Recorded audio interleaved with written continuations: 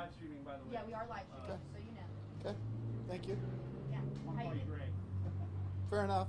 All right, so how you doing? I'm doing well, thank you. Good. Okay, so I saw your tweet on Facebook. You know, you really were outspoken about, you know, what just happened in our, you know, country with law enforcement and some stuff. So, maybe for people who didn't see your Twitter post, maybe give me your initial reaction to that.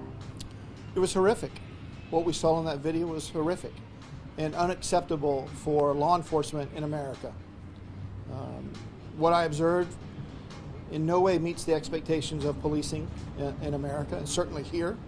And so as soon as I saw it, I began working with staff and communicating with staff to make sure that this video was seen by every one of our officers, and that same theme to be communicated, that the behaviors that were exhibited on that video are unacceptable in our society.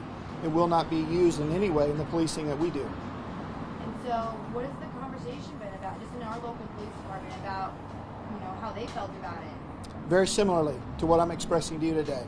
We have wonderful men and women who care very deeply for this community and work every day to make sure that we deliver constitutional, principled policing to every one of our residents.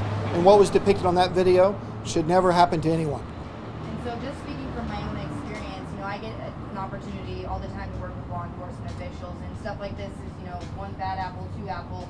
But being in your shoes, how do you feel when something like this happens in law enforcement around the country? How does it make you feel just standing in your own shoes? Like, you're like, really, guys? Come on. Like, you know what I mean? Like, how do you feel about it? Because I know that if I was, you know, any one bad apple can ruin it for everybody. You know? Sure.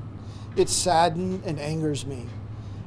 Like I said, the men and women of this police department and this community work very hard, and we've done a lot of work over the last several years intentionally to try to improve our relationship with the community and to increase that trust. And have an incident like that that really sets that back and can wipe it away completely saddens me, not only on the human side for the individual and Mr. Floyd and his family. The impact of that is real. And so I don't want to lose sight of that, and I don't want any of our people to lose sight of that as well. But we have much work to do, and we will continue to work to build the relationships with this community and build back trust. So let's talk about that. What are those next steps to really, I mean, obviously you've had them watch the video. What are those other steps and maybe the training that are in place to really make sure that this is like a trend that we can maybe stop seeing? Well, it's certainly not part of any of the training that we do, right? But I wanted the video to be seen so that our officers could have that perspective and hear directly from training staff and my expectations that this has no place in what we do, right? But then we're going to continue. I've had a lot of communication, a lot of conversations over the last several days with community members, and we will continue to do that. We have a wonderful community who cares very deeply on both sides of this, not just a police issue, and so we will continue to work with them to improve our community and make it safe for everyone. All right, and so obviously protests have been breaking out across the country. People are really upset about this. It's opening up some old wounds, and even here locally, there's some people who we've been told are planning to possibly assemble. What's in place for you guys if something like that should happen? Are you guys maybe prepared for that? Well, I swore an oath to uphold the Constitution, and the First Amendment is part of that, right? And so there is anger, and I share some of that sentiment, right? And so if people want to come and protest, they have every right to do that, and we will work very hard.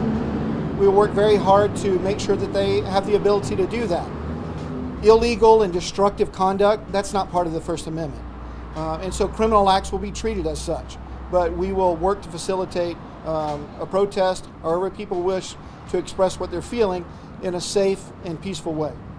Yeah, and so are you guys concerned that there could be potential for some people who are showing up very emotionally charged, and given that perspective, are you guys maybe at least have like gear, like riot gear? I don't know. Like, do you guys have anything just in place just in case? We're taking the appropriate, responsible precautions. Okay, I'm not going to speak into all of those details, but again, our job here as part of this community is to allow people who are angry, who are hurting and frustrated, to come and express that if they choose to.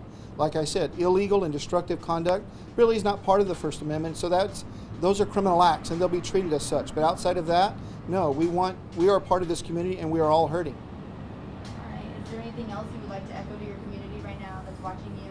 No, just to be patient, let the facts come out, That is an important thing. I think the mayor and the police chief and the prosecutors there are doing what they should do and making sure that the chance for justice happens.